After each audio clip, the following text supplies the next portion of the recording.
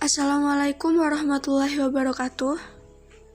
Sebelumnya perkenalkan, nama saya Cindy Oktaviania Eka Prasasti. Saya mahasiswi dari Politeknik Negeri Jember, jurusan Teknologi Informasi, Prodi D4 Teknik Informatika dengan NIM E41200289 golongan A.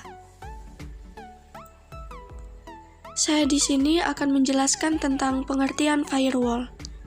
Firewall secara umum dikenal sebagai sebuah sistem yang mengatur komunikasi antara dua jaringan yang berbeda. Semakin berkembangnya zaman, banyak perusahaan memakai jaringan private internet untuk melindungi aset data digital dari serangan yang tidak diinginkan. Firewall itu sendiri yaitu suatu kombinasi antara hardware dan software yang fungsinya menjadi pemisah di antara jaringan komputer menjadi dua atau lebih untuk menjaga keamanan data. Saat ini perusahaan-perusahaan mempunyai akses ke internet. Tentu saja jaringan pada perusahaan tersebut mempunyai badan hukum di dalamnya. Oleh karena itu, perangkat digital perusahaan perlu dilindungi dari serangan peretas serta hal buruk lainnya. Selanjutnya yaitu manfaat dari firewall. Manfaat yang pertama yaitu untuk menjaga informasi rahasia dan berharga yang menyelinap keluar tanpa sepengetahuan. Manfaat yang kedua yaitu sebagai filter juga digunakan untuk mencegah lalu lintas tertentu mengalir ke subnet jaringan. Manfaat yang ketiga yaitu untuk memodifikasi paket data yang datang di firewall. Dan manfaat yang keempat, akurasi data seperti informasi keuangan, spesifikasi produk, harga produk, dan lain-lain sangat penting bagi setiap perkembangan bisnis. Selanjutnya yaitu cara kerja firewall. Untuk mengetahui cara kerja firewall pada komputer yang Anda gunakan, pastikan Anda sudah mengaktifkan fitur firewall. Cara kerja firewall akan memonitor semua paket data yang keluar masuk secara real-time. Firewall melakukan monitor tujuannya untuk menyeleksi terutama bagi yang berpotensi mengancam keamanan komputer.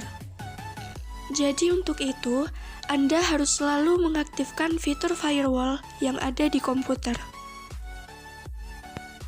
Pertama, paket filtering atau stateless.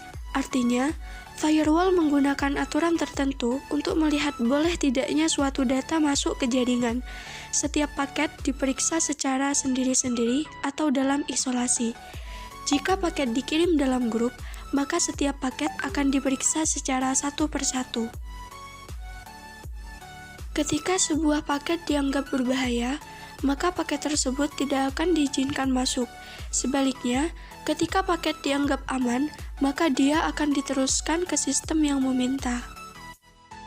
Kedua, yaitu proxy service. Ini merupakan aplikasi yang bekerja sebagai penghubung antara sistem jaringan. Aplikasi proxy berada di dalam firewall dan bertugas untuk memeriksa paket yang saling ditukarkan dalam jaringan. Sistem ini bisa dikatakan lebih efektif, sebab semua informasi yang diperiksa secara tersentralisasi. Cara kerja macam ini bisa dikatakan lebih canggih karena proxy service berusaha menciptakan hubungan antar jaringan yang mirip. Proxy seolah menghubungkan jaringan secara langsung, padahal ia hanya berusaha mengcopy mekanisme yang mirip. Yang ketiga, yaitu stateful inspection. Sistem ini menelusuri paket yang diterima dengan aktivitas-aktivitas sebelumnya. Paket yang diterima kemudian diperiksa dalam database paket. Jika paket berkonotasi positif atau tidak menunjukkan resiko bahaya, maka ia akan diteruskan ke sistem yang meminta. Ketika firewall selesai memeriksa paket, ia kemudian akan merespons dengan salah satu dari tiga cara. Pertama, accept atau terima. Artinya, firewall akan memperbolehkan trafik untuk melewati jaringan. Yang kedua, reject atau tolak. Ini berarti firewall menolak trafik untuk lewat dan membalasnya dengan tampilan unreachable error. Terakhir, drop atau lewati, di mana firewall menolak trafik tanpa mengirimkan pesan. Terima kasih, mungkin hanya itu yang dapat saya jelaskan. Semoga bermanfaat. Wassalamualaikum warahmatullahi wabarakatuh.